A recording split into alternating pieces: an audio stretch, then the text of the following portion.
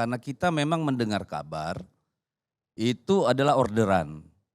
Orderan dari katakanlah dari kalangan istana kepada para petinggi penegak hukum yang diteruskan melalui agennya di KPK. Itu informasi yang kita terima.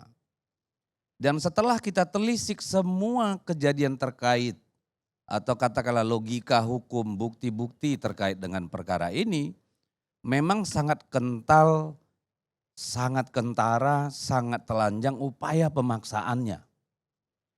Kalau kita ingat, awal pemanggilan Mas Hasto itu kan KPK beralasan ada bukti baru terkait kasus Harun Masiku. Sehingga dengan demikian Sekjen Hasto Kristianto dipanggil ke KPK.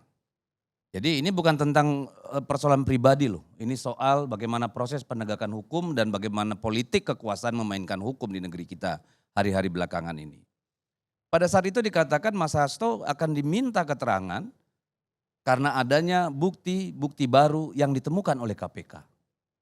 Yang terjadi, beliau diajak ngobrol kurang lebih 1 jam, ditanya seperti riwayat hidup, lalu ditinggalkan berjam-jam di ruangan tanpa dilakukan apapun.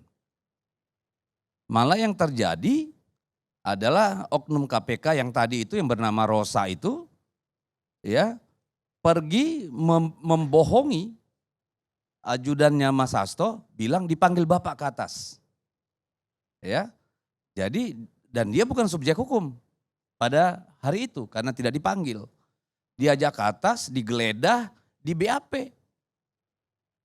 Jadi di situ KPK sebenarnya sudah menabrak hukum acaranya sendiri. Dan disita. Ya, dan disita HP-nya. Yang tidak terkait dengan pokok perkara yang tanda kutip disangkakan pada Mas Hasto. Nah ini kan sudah sangat telanjang sebenarnya. Bahwa KPK itu sedang melakukan operasi hukum.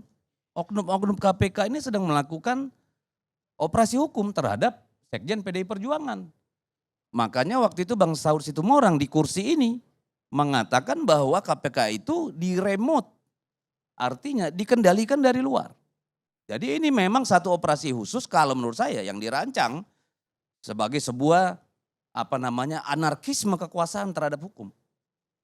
Jadi bukan hal yang mengherankan ketika kemudian Ibu Mega sebagai seorang ketua umum partai, sebagai orang mantan presiden, sebagai orang yang ikut mendirikan KPK, merasa tidak nyaman atau katakanlah merasa tersakiti. Dan saya kira bukan hanya Ibu Mega atau kami saja yang meragukan KPK hari-hari ini. Saud Situmorang mantan komisioner sendiri bilang ini di-remote. Ya. Lalu Alex Parwata bilang ini tidak ada independensi. Bahkan ketua KPK sekarang, pejabat mengatakan tidak mau lagi nyalon di KPK. Karena bagi dia, ya mungkin kesimpulannya udah gak ada gunanya kira-kira gitu kan. Dan kemarin survei juga menunjukkan 61% lebih rakyat Indonesia tidak percaya lagi pada KPK. Jadi ini satu situasi yang sangat membahayakan kita semua, membahayakan demokrasi. Membahayakan siapapun yang bertentangan dengan nafsu angkara murka penguasa. Dan ini bahaya untuk peradaban kita. Itu kenapa Ibu Mega mau merendahkan diri menyebut nama itu orang, Rosa. Ya. Jadi itu Bang Karni kasusnya. Dan terus terang sampai hari ini kami mendengar ya namanya mendengar. Itu ada 18 orang lebih kepala daerah dan anggota DPR RI PDI Perjuangan yang ditarget untuk operasi ini. Operasi hukum dengan perintah politik ini. Wallahualam benar apa tidak. Karena pada hari ini Republik kita ini sudah menjadi Republic of Fear. Republik ketakutan. Jangankan rakyat biasa. Pimpinan-pimpinan partai politik, elit-elit di negeri ini semuanya bungkam ketika harus berhadapan dengan kekuasaan. Sudah benar-benar yang namanya Republic of Fear tadi sudah terjadi. Tidak banyak lagi orang yang berani bersuara.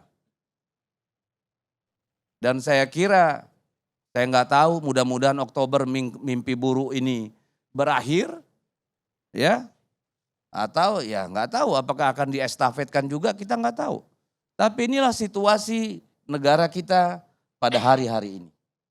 Dan kami di PD Perjuangan real merasakan itu. Kami sangat merasakannya. Bagaimana anggota-anggota DPR kami diminta tidak bicara, jangan terlalu keras, jangan begini, jangan begitu. Dan hal yang sama juga diceritakan teman-teman kami di DPR, bagaimana misalnya kekuasaan tertentu mau cawe-cawe menentukan siapa jadi gubernur di mana.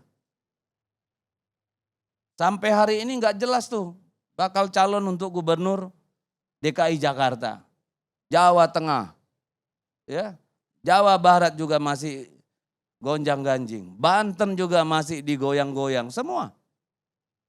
Jadi saya nggak tahu nih, apakah memang ini mencerminkan perilaku kekuasaan di senja sebuah periode atau sebuah praktek baru dalam peradaban politik kita. Yang saya takut, kalau semua ini justified without any correction dari kita semua, ini akan menjadi hal yang biasa. Welcome to the Republic of Fear. Kenapa Ibu Mega mau mendatangi Kapolri, bukan mendatangi Ketua KPK? Ya dari penjelasan saya kan tadi abang bisa menangkap itu. Kenapa? Kan KPK ini kan yang kita dengar komisioner semua kan lepas tangan urusan ini. Kalau abang sambungkan tuh dengan pernyataannya si Saud Situmorang soal remote-meremot, abang bisa menyimpulkan saya kira. Jadi kira-kira remote-nya ada di Trunojoyo maksudnya. Nah, itu kesimpulan abang, saya nggak mengiyakan.